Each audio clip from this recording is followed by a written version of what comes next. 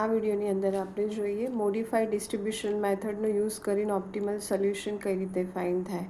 તો initial basic feasible solution find કરવા માટે આપણે જે બી મેથડ યુઝ કરીએ અને મિનિમમ ટ્રાન્સપોર્ટેશન કોસ્ટ ફાઇન્ડ કરીએ, પણ જે કોસ્ટ આપણને એ મેથડનો યુઝ કરીને મળી એ જ આપણી ઓપ્ટિમલ કોસ્ટ હોય એવું જરૂરી નથી.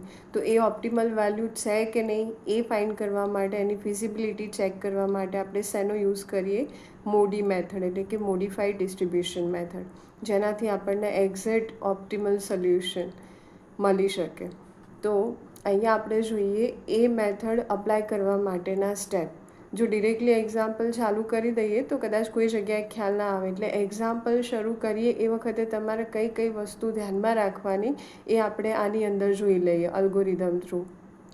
તો સૌથી પહેલાં તો તમને જો કોઈ ફોર્મેટની અંદર ડેટા આપેલું હોય તો તમારે એને કમ્પલસરી ટેબલની અંદર કન્વર્ટ કરવું પડે, જે મોટા ભાગે આપણને આપેલો જ હોય. એટલે આ સ્ટેપ્સ તો ઓલરેડી આપણને આપેલું હશે, બરાબર. હવે પહેલું તમારે શું ચેક કરવાનું કે એ જે ટેબલ આપણને આપ્યું તો એ બેલેન્સ્ડ છે કે નહીં, મતલબ કે એની અંદર જે ટોટલ સપ્લાય અથવા તો ડિમાન્ડ આપેલી હોય એ બંને ઇક્વલ થાય કે નહીં. જો ઇક્વલ હોય તો નેક્સ્ટ સ્ટેપમાં આપણે ચેક કરીશું કે એ જે ટ્રાન્સપોર્ટેશન પ્રોબ્લેમ આપ્યો એ મેક્સિમાઇઝેશન ટાઈપનો આપ્યો કે મિનિમાઇઝેશન. અને જો બેલેન્સ નહીં હોય તો સૌથી પહેલું કામ શું કરીશું કે જે બી વસ્તુની રિક્વાયરમેન્ટ હોય, ખૂટતી કરતી હોય, એ પ્રમાણે આપણે ડમી રો અથવા તો ડમી કોલમ એડ કરીશું. સપ્લાયની વેલ્યુ ઓછી હોય તો સપ્લાય સેન્ટર એડ કરીશું, ડમી સપ્લાય સેન્ટર. અને જો રિક્વાયરમેન્ટ્સ ઓછી હશે, બરાબર, તો એ પ્રમાણે આપણે ડમી જે ડેસ્ટિનેશન હોય આપણું એ એડ કરવાનું. પણ જો ઓલરેડી આપણને બેલેન્સ ટ્રાન્સપોર્ટેશન પ્રોબ્લેમ આપ્યો હોય તો નેક્સ્ટ આપણે ચેક કરવાનું કે મેક્સિમાઇઝેશન છે કે મિનિમાઇઝેશન ટાઈપનો. મેક્સિમાઇઝ હોય તો એને મિનિમાઇઝમાં કન્વર્ટ કરવાનું. કઈ રીતે કરવાનું એ આગળના વિડીયોમાં આપણે જોઈ ગયા. ફરી એકવાર કહી દઉં કે ટેબલની અંદર તમને જે મેક્સિમમ વેલ્યુ આપેલી હોય એમાંથી આપણે બાકીના બધા સેલની વેલ્યુ બાદ કરવાની. જે મેક્સિમમ વેલ્યુ આપેલી હોય આપણને ટેબલની અંદર જે મેટ્રિક્સ આપ્યો હોય એમાંથી આપણે બાકીના સેલની જે વેલ્યુ હોય બાદ કરીશું, એટલે આપણો જે ટ્રાન્સપોર્ટેશન પ્રોબ્લેમ છે એ શું થશે? મિનિમાઇઝેશનમાં કન્વર્ટ થઈ જાય. અને મિનિમાઇઝમાં આપેલો હોય તો એને ડાયરેક્ટ આપણે શું કરીશું? ઇનિશિયલ બેઝિક ફિઝિબલ સોલ્યુશન માટેની જે મેથડ છે આપણી જોડે કે નોર્થ વેસ્ટ કોર્નર રૂલ અથવા તો લીસ્ટ કોસ્ટ મેથડ અથવા તો વોગેલ્સ અપ્રોક્સિમેશન મેથડ, એનો યુઝ કરીને આપણે initial basic feasible solution find કરવાનું. હવે સોલ્યુશન મળી ગયું તમને, એના પછી તમારે શું ચેક કરવાનું થાય કે આપેલું જે સોલ્યુશન છે એ ડીજનરેટ કે નોન ડીજનરેટ. હવે ડીજનરેટ કે નોન ડીજનરેટ કોને કહેવાય તો એ જોઈએ આપણે. તો જો એનો કન્સેપ્ટ સમજીએ.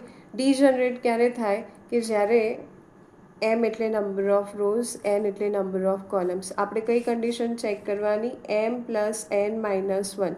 એમની અંદર જે આપણને નંબર ઓફ રોઝ આપેલી હોય, જે સપ્લાય સેન્ટર આપેલા હોય ટોટલ એ, એન તરીકે જે ડેસ્ટિનેશન અથવા તો ડિમાન્ડ સેન્ટર આપેલા હોય એ -1 કરીશું. એના બરાબર આપણને જે બી વેલ્યુ મળે અને initial basic feasible solution find કરવા માટે તમે જે મેથડ યુઝ કરી હોય અને જે અલોકેશન કરેલા હોય, તો જે ઓક્યુપાઈડ સેલ હોય જેમાં આપણે વેલ્યુ અલોકેટ કરેલી હોય, જો બંને ઇક્વલ નહીં થતા હોય તો એને કહેવાશે ડીજનરેસી, બરાબર. હવે એ કન્ડિશનમાં આપણે શું કરવું પડે કે માની લો કે અહીંયા આપણને આની વેલ્યુ મળતી હોય 7 અને આપણા ઓક્યુપાઈડ સેલ થતા હોય 5 અથવા તો 6. તો જે બી ખૂટતી કરતી વેલ્યુ હોય, કારણ કે આપણા જે ઓક્યુપાઈડ સેલ છે એ કોના બરાબર થવા જોઈએ આગળની મેથડ અપ્લાય કરવા માટે? એમ પ્લસ એન માઇનસ 1 બરાબર. તો જો ઇક્વલ ના હોય તો એ ખૂટતા કરતાં જે સેલ હોય એમાં આપણે થોડું અલોકેશન કરવું પડે. એટલે સૌથી પહેલું તમારે ચેક કરવું પડે કે આપેલું સોલ્યુશન ડીજનરેટ છે કે નોન ડીજનરેટ. જો ડીજનરેટ હોય તો એમાં અલોકેશન કરવું પડે. કઈ ટાઈપનું એ આપણે આગળ જોઈશું. અને જો નોન ડીજનરેટ હોય, મતલબ કે બંનેની વેલ્યુ ઇક્વલ મળી જતી હોય, એમ પ્લસ એન માઇનસ 1 અને આપણા જે ઓક્યુપાઈડ સેલ્સ હોય એ બંને સરખા થઈ જતા હોય, તો પછી નોન ડીજનરેટ માટેનો પ્રોબ્લેમ હોય તો આપણે એને સીધો કઈ રીતે સોલ્વ કરીશું? એની માટે યુઆઈ અને વીજે. હવે એ તમને જો ખ્યાલ ના આવે તો આપણે જ્યારે મોદી મેથડ અપ્લાય કરીએ એ વખતે જોઈશું, બરાબર. યુઆઈ અને વીજે ટેબલની અંદર કેલ્ક્યુલેશનમાં યુઝ થાય, જે રો વાઇઝ અને કોલમ વાઇઝ વેલ્યુ ફાઇન્ડ કરવાની હોય એની માટે. અને નેક્સ્ટ વેલ્યુ છે ડીઆઈજે, જેને કહેવાશે ઓપોર્ચ્યુનિટી કોસ્ટ. એટલે કે આપણે જે અલોકેટેડ સેલ હોય, જે અનઓક્યુપાઈડ સેલ્સ હોય, મતલબ કે આપણા જે એવા રૂટ્સ કે જે યુઝ ના થયેલા હોય, તો એની અંદર જો આપણે કોઈ ક્વોન્ટિટી અસાઇન કરીએ તો આપણી ટ્રાન્સપોર્ટેશન કોસ્ટ હોય એ મિનિમમ થઈ શકે, એ ચેક કરવાનું હોય આપણે. તો આના થ્રુ આપણે એ વેલ્યુ ફાઇન્ડ કરી શકીએ. અને જો આપણો પ્રોબ્લેમ અહીંયા કીધું એ પ્રમાણે કે ડીજનરેટ હોય, તો પહેલાં એની ડીજનરેસીને રિમૂવ કરવા માટે આપણે શું કરવું પડશે કે આપણા જે અનઓક્યુપાઈડ સેલ્સ હોય એની અંદર આપણે એક ક્વોન્ટિટી અસાઇન કરવી પડે, જેટલી બી ખૂટતી કરતી વેલ્યુ હોય એમાં. અને એ જે ક્વોન્ટિટી છે એને આપણે અહીંયા શું કહીશું, ડેલ્ટા. અને ડેલ્ટાની વેલ્યુ કેટલી હશે, તો એ ઓલમોસ્ટ તમે ક્લોઝ ટુ ઝીરો કહી શકો, ઝીરો બરાબર વેલ્યુ. એટલે આપણે જ્યારે અલોકેશન કરીએ ક્વોન્ટિટીનું, એ ડેલ્ટાનો મતલબ એવો થાય કે આપણે જસ્ટ એનું અલોકેશન સોલ્યુશન ફાઇન્ડ કરવા માટે કરીએ, બાકી એની કોઈ એક્ઝેક્ટ એવી ક્વોન્ટિટી હશે નહીં. એટલા માટે એની વેલ્યુ આપણે કેટલી અઝ્યુમ કરીને ચાલીએ, ઝીરો અથવા તો ક્લોઝ ટુ ઝીરો વેલ્યુ. તો નોન ડીજનરેટ હશે તો આપણે શું ફાઇન્ડ કરવાનું થાય, તો ઓક્યુપાઈડ સેલ્સ હોય એની માટે આપણે આ વેલ્યુ ફાઇન્ડ કરવાની થશે કે CIJ is equal to UI plus VJ. આ ફોર્મ્યુલાનો યુઝ કરીને આપણે UI અને VJની વેલ્યુ ફાઇન્ડ કરીશું. અને જે અનઓક્યુપાઈડ સેલ્સ, એટલે જ્યાં આપણે અલોકેશન નહીં કરેલું હોય એવા સેલની અંદર આપણે શું ફાઇન્ડ કરવાની થશે, ઓપોર્ચ્યુનિટી કોસ્ટ, જેને આપણે શું કહીએ આ DIJ, અને એની ફોર્મ્યુલા થાય CIJ minus UI plus VJ. થિયરીમાં ખ્યાલ ના આવે તો કંઈ વાંધો નહીં, આપણે એક્ઝામ્પલ કેલ્ક્યુલેટ કરીએ ત્યારે તમને એક્ઝેક્ટલી ખબર પડશે કે આ વેલ્યુ કઈ મૂકવાની અને કઈ રીતે આપણને બાકીની વેલ્યુઝ મળે. એના પછી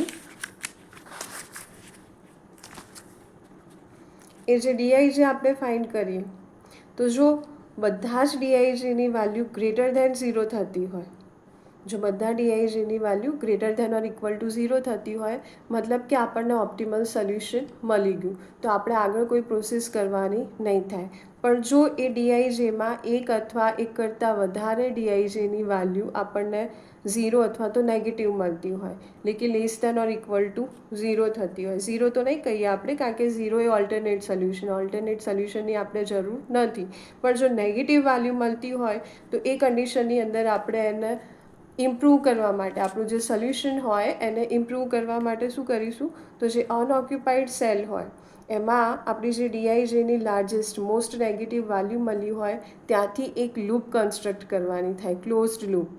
અને એની માટેના બી અલગ અલગ કન્ડિશન છે કે કઈ ટાઈપની લૂપ તમારે કઈ રીતે ડ્રો કરવાની થાય.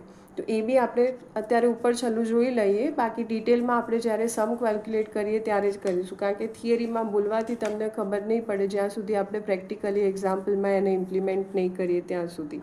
તો અહીંયા આપણે એ લૂપ ડ્રો કરવા માટેના થોડા ઘણા રૂલ્સ જોઈ લઈએ, બાકીના રૂલ્સ આપણે જ્યારે એકચ્યુઅલમાં એ લૂપ ડ્રો કરીએ એ વખતે જોઈશું. તો અહીંયા કન્ડિશન તમારે શું ધ્યાનમાં રાખવાની કે જ્યારે લૂપ ડ્રો કરવાની હોય તો પહેલું તો કે starting from the least value of the unoccupied cells, એટલે કે આપણા જે અનઓક્યુપાઈડ સેલ હોય એમાંથી સૌથી ઓછામાં ઓછી જે સેલની વેલ્યુ મળતી હોય આપણને, એની અંદર આપણે અલોકેશન કરવાનું થાય, મતલબ કે ત્યાંથી આપણે લૂપ સ્ટાર્ટ કરવાની થાય. બરાબર છે? ઓકે, આની અંદર જરા મારાથી થોડી ભૂલ થઈ ગઈ કે આ શેની માટેની કન્ડિશન હતી, એકચ્યુઅલમાં ક્લોઝ લૂપ માટેની નહીં, પણ જે આપણે ડેલ્ટાની વેલ્યુ અલોકેટ કરીએ કે જ્યારે આપણું જે સોલ્યુશન હોય એ ડીજનરેટ હોય. તમારે દરેક સ્ટેજ ઉપર પહેલાં ચેક કરવું પડે કે સોલ્યુશન તમારું ડીજનરેટ છે કે નોન ડીજનરેટ. બરાબર? ડીજનરેટ હોય તો પછી તમારે એને નોન ડીજનરેટ બનાવવા માટે, એટલે કે જે ઓક્યુપાઈડ સેલ્સની વેલ્યુ હોય એને તમારે m+n-1 ઇક્વલ કરવા માટે શું કરવું પડે કે કોઈ વેલ્યુ અલોકેટ કરવી પડે અનઓક્યુપાઈડ સેલની અંદર. તો આ એની માટેના રૂલ્સ લખેલા છે. એમાં સૌથી પહેલું શું કરવાનું આપણે કે શરૂઆત ક્યાંથી કરવાની, તો જે મેટ્રિક્સ આપેલો હોય જેમાં અનઅલોકેટેડ એટલે કે અનઓક્યુપાઈડ સેલ્સ હોય તો એમાં જેની લિસ્ટ વેલ્યુ હોય, સિંગલ સેલ મળતો હોય તો ઠીક, અને જો એક કરતાં વધારે સેલ એવા મળતા હોય કે જેમાં દરેકની વેલ્યુ કેવી હોય, લિસ્ટ હોય, મતલબ એક કરતાં વધારે સેલની વેલ્યુ ઓછી મળતી હોય, તો પછી તમારે શેની અંદર અલોકેટ કરવાનું, તો એક વધારાની કન્ડિશન ચેક કરવાની. તો એમાં એ કન્ડિશન શું થશે કે લૂપ ફોર્મેશન, એ દરેક વેલ્યુની અંદર તમારે લૂપ ચેક કરવી પડે કે એ આખી લૂપ બને કે નહીં, અને જો એમાં ક્લોઝ લૂપ ના બનતી હોય એવા સેલની અંદર તમારે એનું અલોકેશન કરવાનું થાય. બરાબર છે. હજુ હું તમને કહીશ, ફરીથી કામાં ખ્યાલ ના આવે તો કંઈ વાંધો નહીં, આપણે એક્ઝામ્પલ સોલ્વ કરીએ એ વખતે ફરીથી જોઈશું કે આ કઈ રીતે શું કહેવા માગે છે. બરાબર. તો આ હતા એના સ્ટેપ્સ કે જે આપણે ડેલ્ટાની વેલ્યુ અલોકેટ કરીએ જ્યારે આપણને જે ડીજનરેટ સોલ્યુશન મતલબ કે ડીજનરેસી અકર થતી હોય ત્યારે. અને ક્લોઝ લૂપ ડ્રો કરવા માટે શું શું ધ્યાનમાં રાખવાનું, તેમાં 2-3 વસ્તુઓ હાલ આપણે જોઈ લઈએ ટેમ્પરરી, એના પછી ડ્રો કરીએ એ વખતે બાકીનું ડિટેલમાં જોઈશું. તો સૌથી પહેલું તો આપણી જે લૂપ હોય સ્ટાર્ટ ક્યાંથી થાય, તો આપણે જે ઓપોર્ચ્યુનિટી કોસ્ટ ફાઇન્ડ કરીએ, ડીઆઈજેની જે વેલ્યુ ફાઇન્ડ કરીએ એમાં જે મોસ્ટ નેગેટિવ વેલ્યુ આપણને મળે, તો એ નેગેટિવ વેલ્યુથી આપણે શરૂઆત કરવાની. અને એમાં પણ જો એક કરતાં વધારે એવી વેલ્યુ મળતી હોય કે જે મોસ્ટ નેગેટિવ હોય, તો ક્યાંથી શરૂઆત કરવાની, તો જેમાં આપણી એક ક્લોઝ લૂપ બનતી હોય. લૂપ એટલે એક અનઓક્યુપાઈડ સેલથી તમે સ્ટાર્ટ કરો અને બાકીના બધા જ સેલ કેવા હોવા જોઈએ, ઓક્યુપાઈડ સેલ હોવા જોઈએ. બીજી વસ્તુ એ કે જ્યારે તમે અનઓક્યુપાઈડ સેલથી કોઈ બી લાઈન ડ્રો કરો તો એ કાં તો લેફ્ટ અથવા તો રાઈટ જતી હોય અથવા તો અપ અથવા ડાઉન, એ ડાયાગોનલી ક્યારેય મૂવ નહીં થાય. બરાબર. આપણી જે લાઈન હોય, ડિરેક્શન કોઈ બી હોય, તમે એને ડાઉન લઈ જાઓ અથવા તો રાઈટ લઈ જાઓ, પણ એ ડાયાગોનલી ક્યારેય બી મૂવ નહીં થાય. એક અનઓક્યુપાઈડ સેલથી આપણે સ્ટાર્ટ કરીશું, બાકીના બધા જ કેવા સેલ હશે, આપણા ઓક્યુપાઈડ સેલ, એની લાઈન ડ્રો કરવા માટે. અને આપણી જે લૂપ હોય એ ક્લોઝ થતી હોય, એટલે કે જ્યાંથી આપણે સ્ટાર્ટ કરી હોય ત્યાંથી એ બંધ થતી હોય. બીજું કે દરેક રો, અહીંયા એવું કીધું છે કે each row and column in the transportation table should have only one plus or minus sign. તમે જ્યાંથી સ્ટાર્ટ કરો ત્યાં આપણે સાઇન શું અલોકેટ કરીશું, પ્લસ સાઇન. પછી આપણે ઓલ્ટરનેટ સાઇન કરતા જવાનું, માઇનસ પ્લસ એ રીતે. તો દરેક રો અથવા તો કોલમની અંદર એક જ પ્લસ અને એક જ માઇનસ સાઇન હશે, એનાથી વધારે નહીં હોય. અને ત્રીજી વસ્તુ એ છે કે જ્યારે આપણે લૂપ ડ્રો કરીએ તો દર વખતે આપણને સ્ક્વેર શેપ મળે એવું જરૂરી નથી. શેપ ચેન્જ બી થઈ શકે, અલગ રીતે બી તમે ડ્રો કરી શકો. માની લો કે અહીંથી લૂપ સ્ટાર્ટ થતી હોય અનઓક્યુપાઈડ સેલથી, તો કંઈક આ રીતે બી જતી હોય. એ કોઈ જગ્યાએ ક્રોસ નહીં થાય, પણ ક્યાં ક્યાં જશે કે જ્યાં આપણી પાસે ઓક્યુપાઈડ સેલ્સ આપેલા હોય.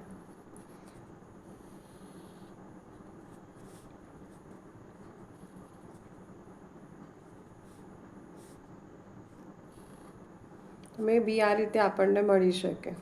અહીંયા વચ્ચે નહીં આવે, ડાયરેક્ટ અહીંથી જ આને આપણે કન્સિડર કરી લઈએ અનઓક્યુપાઈડ સેલ.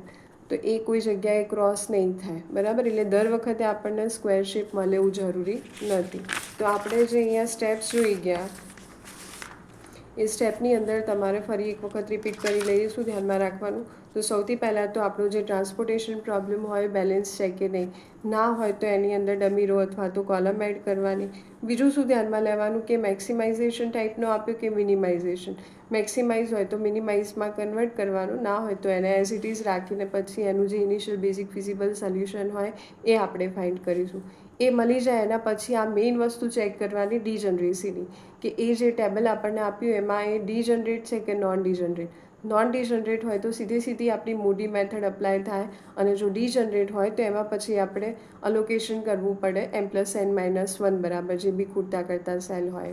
અને જો નોન ડીજનરેટ હોય તો આપણે શું કરીશું, પછી મોદી મેથડ યુઝ કરવા માટે યુઆઈ અને વીજેની વેલ્યુ ફાઇન્ડ કરીશું અને એની ઉપરથી ઓપોર્ચ્યુનિટી કોસ્ટ ફાઇન્ડ કરીશું. જો ડીઆઈજેની વેલ્યુ ગ્રેટર દેન 0 મળતી હોય તો આપણું ઓપ્ટિમલ સોલ્યુશન મળી ગયું. પણ જો એક બી વેલ્યુ લેસ દેન 0 મળતી હશે તો પછી ફરીથી આપણે એ ટાઈપનું ટેબલ ડ્રો કરવું પડે અને એ ફોર્મેટ કન્ટિન્યુ કરવી પડે જ્યાં સુધી આપણી બધી ડીઆઈજેની value greater than or equal to 0 ના મળે ત્યાં સુધી. તો આ થઈ ગયા સ્ટેપ્સ. હવે નેક્સ્ટ વિડીયોની અંદર આપણે એક્ઝામ્પલ જોઈશું મોદી મેથડ માટે.